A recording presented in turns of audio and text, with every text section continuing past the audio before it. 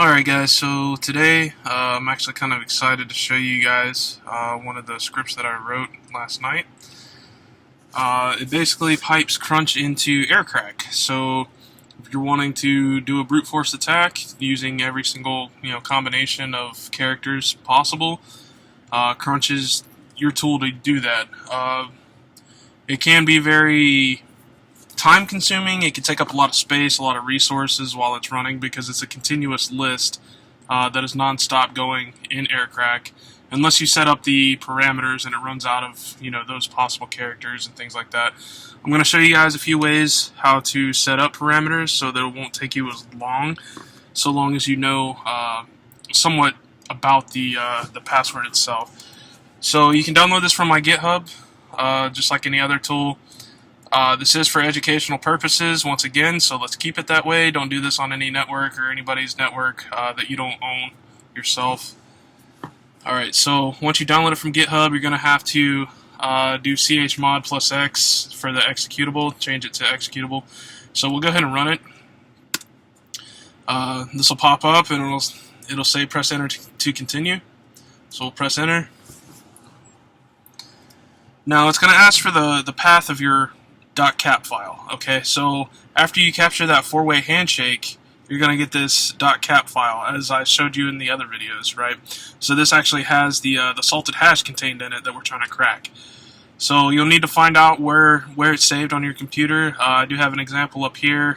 Your pathway may be different, so I'm just going to show you what mine is right now. So this will be my pathway right here to the file.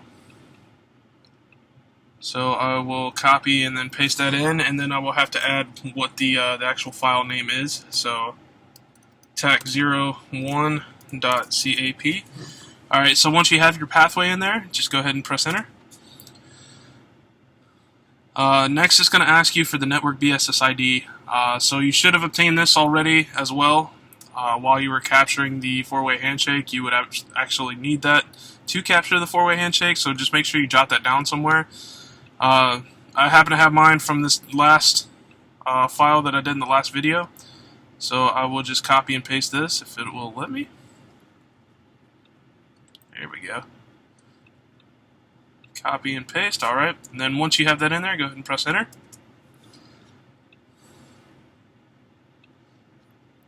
Alright, so now it's going to ask you for the minimum character length. Okay.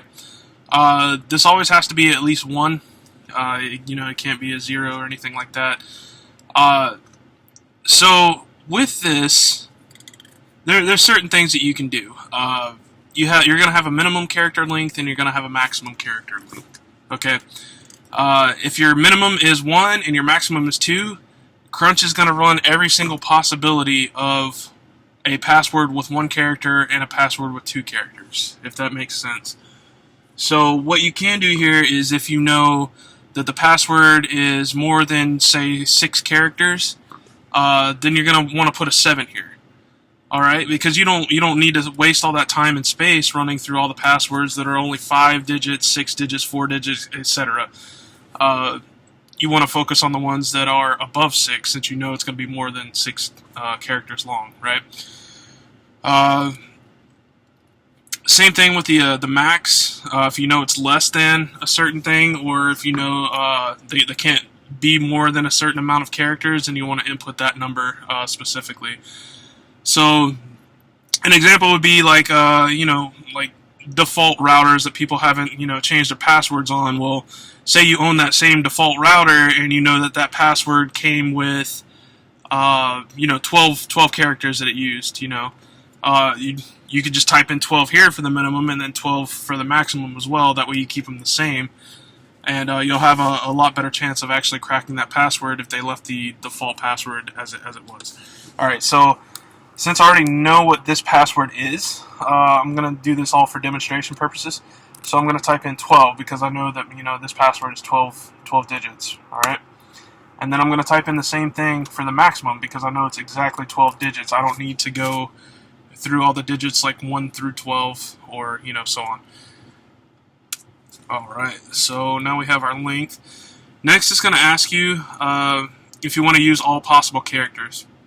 If you don't know like a character range for this, then go ahead and select yes. If you're just going in this completely blind, select yes. It's going to take you a long time to get this, even with a GPU cracking it. So I would suggest, either some kind of, social engineering type of thing, or if you know that the router has nothing but numbers as a password, we can set that up. Actually, here, let me show you. So I'm going to select in. If I were to select Y and press enter, it would just go ahead and start using every single character possible to run against that password. All right. So I'm going to go ahead and hit in and then press enter. And so if you hit in and press enter, this menu pops up and it says enter all characters you wish to use with no spaces. All right. Now you have an example over there of how to type that in.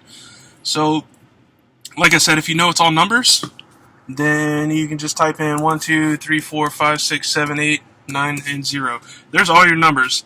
So it will run every single possible password with using nothing but numbers. So you can kind of cut down on the time and the resources used by doing it or setting up the parameters like this, right? If you know it's all lowercase, then just type in all the lowercase characters. If you know it's all uppercase, type in all uppercase letters. So you can kind of play with it. If you know that somebody uses like the same type of password like all the time, but sometimes they just add like random numbers to it, things like that, you could type in like their password on there and then just type in all the numbers after, and then we could set it up later so you can run their password with just numbers on the end or numbers at the beginning, depending on how you want to do it. There's a million different ways you can go about this. I would suggest just playing around with it. That's really like how you're going to get better at using this. But it does save a lot of time, especially if you're aware of the types of characters. All right. So since I do know this password, like I said, I'm going to do this all for for demonstration purposes. So I'm going to type in all of the letters used in this password. Alright, so these are all the letters that I use in the password. Just you don't want to repeat any letters or anything like that, because it can still use, even if you use the same letters twice or 3 times, it'll still like register all of that. Alright, so I'm going to go ahead and press enter. Alright, so here's the fun part, and this is where most people don't add on to their scripts for Crunch. So I thought it would be kind of impressive to add this on, and extremely useful. So you can actually enter in patterns for Crunch. So if you know the last 4 digits are like my example here. If you know that for a fact that the last 4 digits of that password is 1980, but you're forgetting the first 3 digits of the password, then you can actually type in these @ symbols like that. And the @ symbols, actually, I need to correct this. It's not just for lowercase. It's going to be every possible thing that you entered in. So if you hit in no earlier and then typed in whatever digits you're going to be using, it'll go through every single possible digit. However, if you're using all digits, it will be the @ symbol for just the lowercase. All right. So just want to set that straight. So yeah, if you know for a fact the last 4 characters are 1980, but you want to find these first 3 characters, and you can just type that in just as it is right here in the example, and the 1980 will stay the same the whole time that it's running through the process, but it will just change out these characters to every character possible, or every combination possible. So you can use the comma for the uppercase letters, you can use the percentage sign for numbers, and then you can use this sign right here for symbols and things like that, like special characters.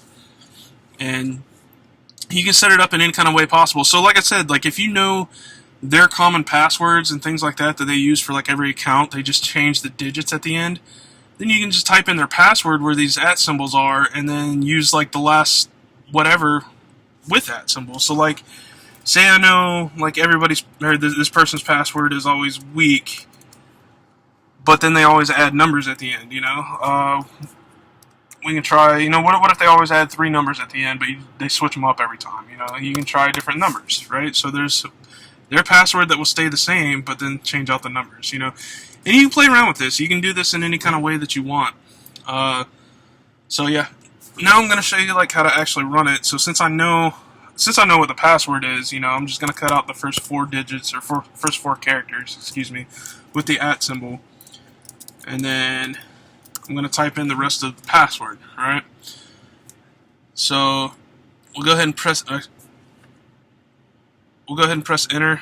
Before, like I said, like we're just searching just for the combination of this right here, right? So the password part of the password is just going to stay completely the same the entire time, as you'll see. All right, so let's go ahead and press enter.